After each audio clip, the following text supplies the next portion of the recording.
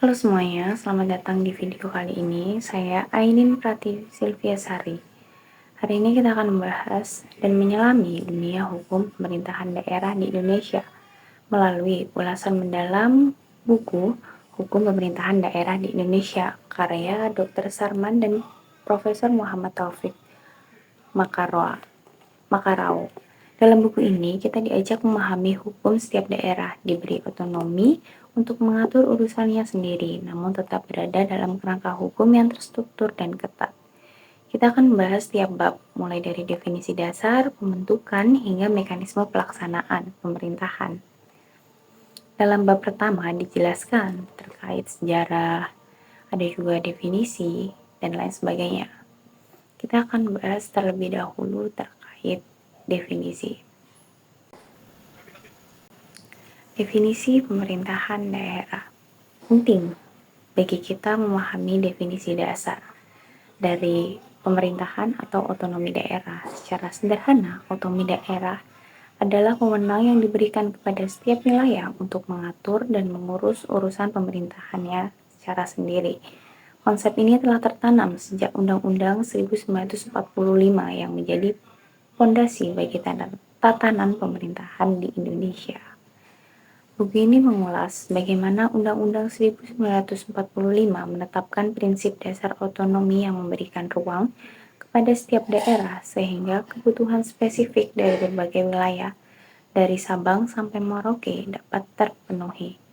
Seiring waktu, untuk mengakomodasi perkembangan dan tantangan baru, dikeluarkan Undang-Undang Nomor 23 Tahun 2014 tentang Pemda atau Pemerintahan Daerah, yang menyempurnakan pembagian urusan antara pemerintahan pusat dan daerah. Selain itu, Undang-Undang Nomor 6 Tahun 2014 tentang Desa turut memberikan dasar hukum untuk kemandirian di tingkat desa. Hal ini memastikan pembangunan yang merata dan inklusif bagi tiap daerah. Di bab kedua, dalam buku ini dijelaskan terkait pendahuluannya, definisi otonomi daerah secara mendalam dan lebih terperinci. Bab pertama buku ini terdapat pendahuluan seperti buku-buku pada umumnya, menguraikan latar belakang pentingnya otonomi daerah. Di sini penulis mendefinisikan otonomi daerah sebagai proses pemberian wewenang kepada daerah untuk mengelola urusan pemerintahan yang sesuai dengan karakteristik dan potensi lokalnya. Bayangkan jika semua keputusan penting harus disetujui di ibu kota, tentu akan sulit bagi daerah dengan kebutuhan khusus untuk berkembang secara optimal. Penjelasan dalam bab ini juga menyoroti bahwa otonomi daerah bukanlah kebebasan mutlak, melainkan dilaksanakan dalam kerangka hukum yang mengikat agar tetap sejalan dengan kepentingan nasional. Selanjutnya, terdapat pada bab 2, pembentukan daerah dan kawasan khusus. Pembentukan daerah dan kawasan khusus. Bab kedua membahas tentang kedua poin tersebut. Pada bab ini, penulis mulai dengan definisi terlebih dahulu pembentukan daerah, yang dijabarkan sebagai proses hukum dan administratif yang menetapkan suatu wilayah sebagai entitas pemerintahan yang memiliki otonomi tertentu. Contoh yang diangkat adalah daerah di sekitar kita sendiri, yaitu Bangka Belitung yang terkenal dengan kekayaan sumber daya alamnya seperti pertambangan, timah, dan potensi pariwisata. Buku ini menjelaskan bagaimana regulasi khusus diperlukan agar pengelolaan sumber daya alam dan kegiatan ekonomi di daerah tersebut berjalan berkelanjutan dan tidak merusak lingkungan. Dengan kebijakan yang fleksibel, daerah-daerah dengan karakteristik unik mendapatkan ruang untuk mengoptimalkan potensi lokalnya tanpa mengorbankan aspek pelestarian lingkungan dan kesejahteraan masyarakatnya. Selanjutnya, terdapat pada bab 3, diuraikan terkait pembagian urusan pemerintahan. Dijelaskan dalam bab 3 tersebut, pembagian urusan pemerintahan mengulas tentang antara lain dalam pusat dan daerahnya. Definisi pembagian urusan ini adalah pemisahan kewenangan, di mana pemerintah pusat bertanggung jawab atas kebijakan makro nasional, sedangkan pemerintah daerah diberi ruang untuk mengelola urusan yang bersifat lokal. Penjelasan singkat dalam bab ini mencakup mekanisme desentralisasi yang memungkinkan setiap daerah menyesuaikan implementasi kebijakan nasional dengan kebutuhan spesifik setempat. Peran penting Dewan Perwakilan Rakyat Daerah atau yang bisa disebut dengan DPRD juga dikupas sebagai lembaga yang menghubungkan aspirasi masyarakat dengan kebijakan yang dijalankan. Hal ini memastikan bahwa setiap keputusan diambil secara partisipatif dan tidak semata-mata top-down. Selanjutnya yang menarik juga dikupas dalam bab 4 terkait penyelenggaraan pemerintahan dan transparansinya. Dijabarkan terkait penyelenggaraan pemerintah seperti bagaimana suatu daerah mengelola dan melaksanakan kebijakan secara operasional. Dalam bab ini, penulis memberikan definisi penyelenggaraan pemerintahan sebagai rangkaian proses yang mencakup perencanaan, pelaksanaan, dan evaluasi kebijakan publik.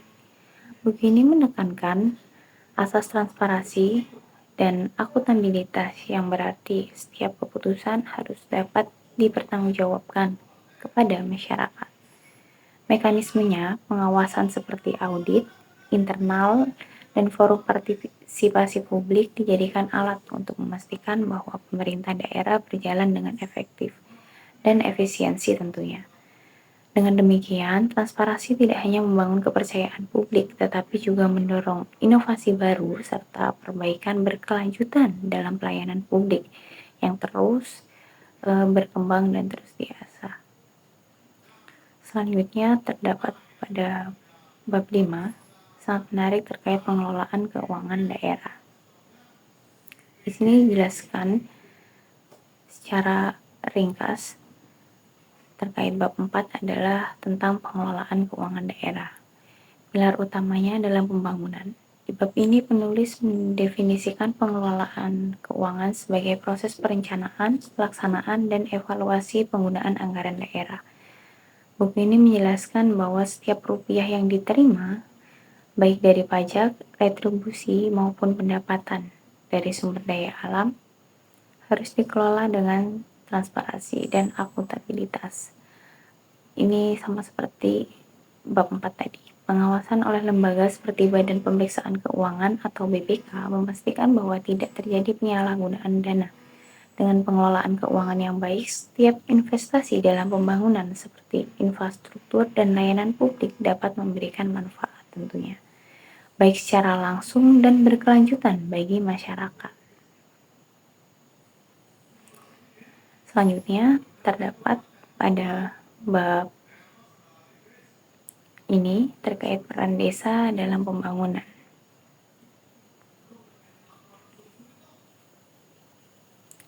Membahas terkait peran desa sebagai ujung tombak pembangunan. Di sini penulis mulai dengan mendefinisikan desa sebagai unit pemerintahan terkecil yang memiliki otonomi untuk pengelolaan urusan lokal atau mengelola urusan lokal. Melalui Undang-Undang Nomor 6 Tahun 2014 tentang Desa, buku ini menjelaskan bagaimana desa diberdayakan untuk mengelola anggaran, merancang program pembangunan, dan berinteraksi langsung dengan masyarakat. Desa yang kuat dan mandiri menjadi pusat inovasi serta kreativitas yang mendorong pembangunan secara nasional. Partisipasi aktif dalam musyawarah desa memastikan bahwa setiap kebijakan yang diambil benar-benar mencerminkan keinginan dan kebutuhan rakyat, sehingga mendorong terciptanya solidaritas dan kesejahteraan sosial. Bab selanjutnya membahas terkait hal yang sangat menarik,